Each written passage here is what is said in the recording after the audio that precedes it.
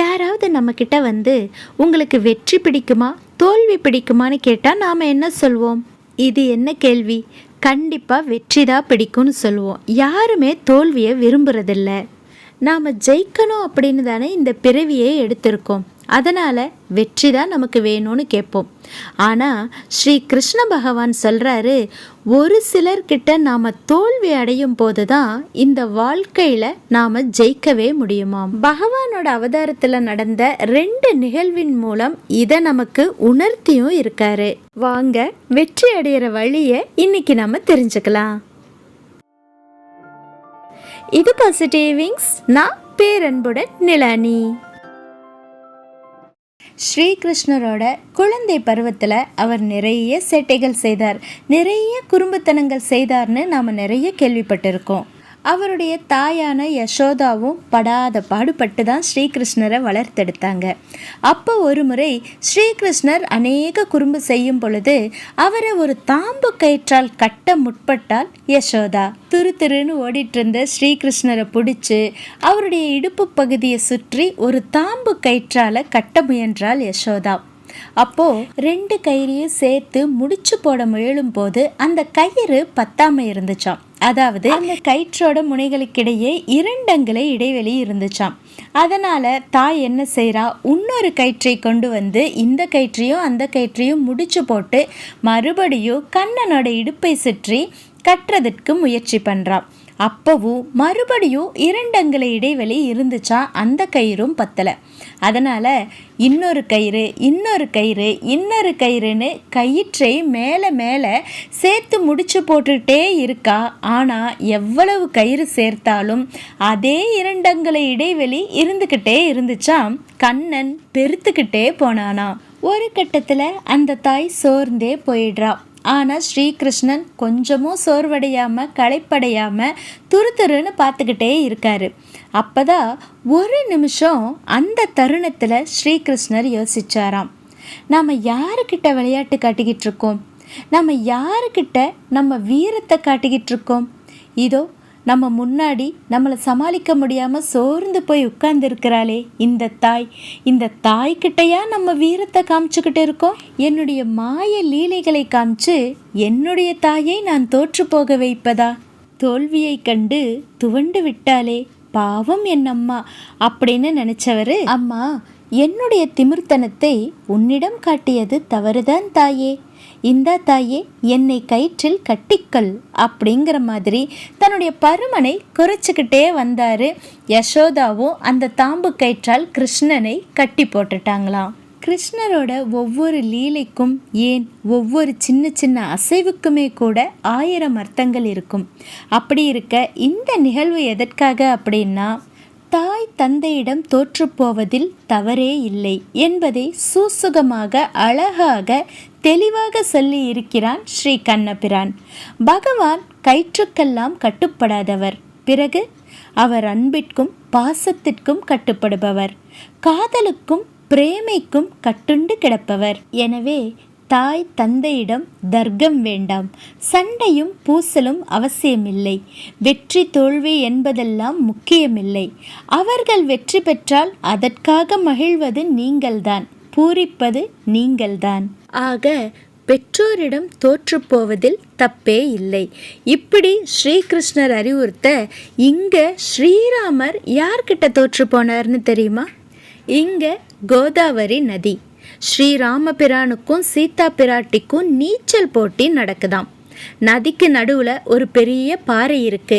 அந்த பாறையை யார் முதல்ல தொட்டுட்டு வர்றாங்க, கரைக்கு வர்றாங்க அப்படிங்கிறது தான் போட்டி. இந்த போட்டிக்கு நடுவர் யாராக இருக்க முடியும்? சாட்சாத் ஸ்ரீ லட்சுமணன் தான். அந்த பெரிய பாறையில் நடுவில் உட்கார்ந்துருக்கிறாரு லக்ஷ்மணன் நடுவராக.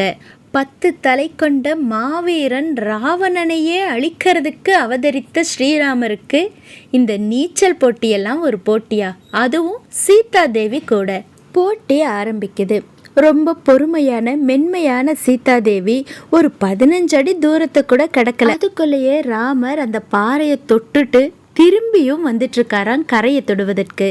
எதிரில் சீதாதேவியை பார்க்குறாரு.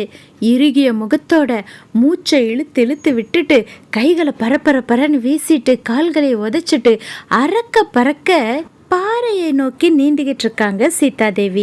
இப்படியான சீதாதேவியோட ஒரு பரிதவிப்பான முகத்தை பார்த்ததும் ஸ்ரீராமர் யோசிக்கிறாராம், இங்கே நான் யார்கிட்ட போட்டி போட்டுட்ருக்கேன்? ஒரு அரக்கன் கூட நான் மோதிக்கிட்டு இருக்கேனா? யாரை வெல்வதற்காக இப்படி மல்லு கட்டிக்கிட்டு வெற்றி பெறும் முனைப்புடன் வெறித்தனமாக நான் நீச்சல் அடிச்சிட்டு இருக்கேனே, யாரை இப்போ நான் வெற்றி கொள்ளணும்? எதுக்காக இப்போ நான் இவ்வளவு ஆக்ரோஷமான மனநிலையில் நீச்சல் அடிச்சிட்ருக்கேன்? இதோ இவள் என் பிரியசக்கி அல்லவா, என் அன்பிற்குரிய இல்லால் அல்லவா? அவளை தோற்கடித்து விட்டு அந்த வெற்றியை எங்கே எவரிடம் பகிர்ந்து கொண்டு கொண்டாடுவதாம்?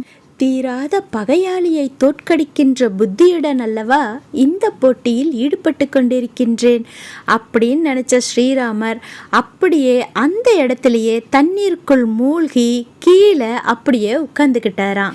இப்போ உடனே சீதாதேவி இன்னும் வேகமாக நீந்தி போய் அந்த பாறையை தொட்டுட்டு திரும்பி வந்து கரையையும் அடையிறாங்க.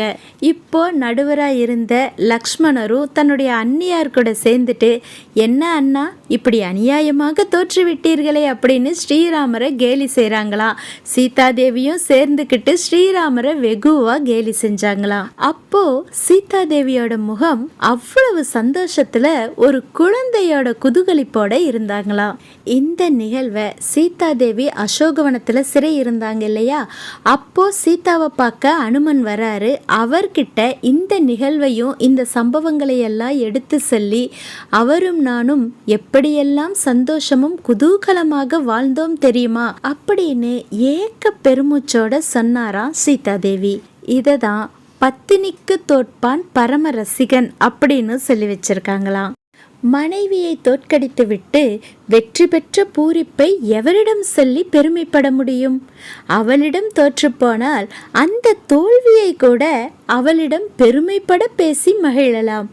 இன்னும் சொல்ல போனால் மனைவியிடம் தோற்றுப்போனால் வாழ்வில் ஜெயிக்கலாம். ஆக பெற்றோர்களுக்கு கட்டுப்படணும் அப்படிங்கிறத ஸ்ரீகிருஷ்ணனும், மனைவிக்கு விட்டு கொடுக்கணும் அப்படிங்கிறத ஸ்ரீராமனும் நமக்கு தெளிவாக உணர்த்தியிருக்காங்க.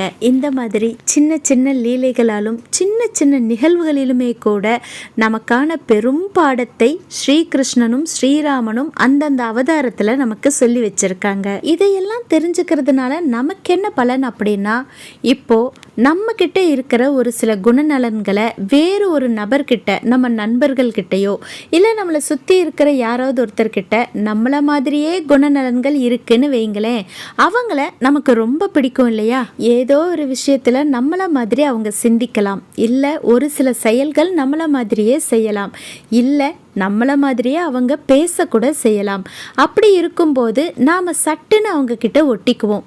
ஏதோ ஒரு ஸ்நேகம், பிரியம், வாஞ்சைன்னு அவங்க மேலே நமக்கு ஒரு பிரியம் வந்துடும். அப்படி இருக்க அவங்க கிட்ட ஒரு நல்ல ஸ்நேகம் வந்து நல்ல நண்பர்களாக கூட நாம் மாறிடுவோம். இது மனுஷங்களுக்கு மட்டும் இல்லை, பகவானுக்கும் கூட அப்படிதானாம். இறைவன் தன்னுடைய வாழ்க்கையில் எப்படி வாழ்ந்து காட்டியிருக்காரு, என்னென்ன விஷயங்கள் செய்திருக்காரோ அதையெல்லாம் தெரிஞ்சுக்கிட்டு அந்த குணநலன்களையும் அறிவுரைகளையும் ஏற்று நாமும் அதை கடைபிடிச்சு அந்த குணநலன்களை நாமும் வளர்த்துக்கிட்டா அந்த இறைவனுக்கு நம்மளையும் ரொம்ப பிடிக்குமாம். நம்ம குணநலன்களால் இறைவனும் ஈர்க்கப்படுவானாம். அப்போ இறைவனே நமக்கு நல்ல சிநேகிதனாய், பிரியம் இருக்கிறவனாய், வாஞ்சை உள்ளவனாய் இருப்பானாம். அதாவது அந்த இறைவன் நமக்கு நண்பனா கூட இருப்பானாம். ஆக நம்ம வாழ்க்கையில் எல்லா நேரங்களிலும் எல்லார்கிட்டையும் வெற்றி மட்டுமே பெறணும் அப்படின்னு நினைக்காம ஒரு சில நேரங்களில் ஒரு சில உறவுகள்கிட்ட தோல்வியும் அடையணும். அந்த தோல்வி கூட நம்ம வாழ்க்கையில் நாம் ஜெயிக்கிறதுக்கு நிச்சயமாக உதவும். பெற்றோருக்கு கட்டுப்படுபவர்களும் மனைவிக்கு விட்டு கொடுப்பவர்களும் என்றுமே தோற்பதில்லை. மீண்டும் இன்னொரு நல்ல ஆன்மீக கதையோட சந்திக்கலாம். அது வரைக்கும் நம்ம மனசோட பந்தம் தொடரட்டும். நன்றி.